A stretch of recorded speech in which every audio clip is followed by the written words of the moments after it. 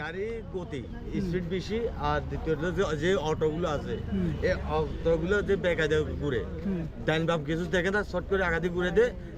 যে গাড়িগুলো যে স্পিডে আসে এগুলো কন্ট্রোল রাখতে পারে না, এই জন্য দুর্ঘটনা আজকে কয়জন হতাহত হয়েছে আপনারা কি জানছেন এ পর্যন্ত?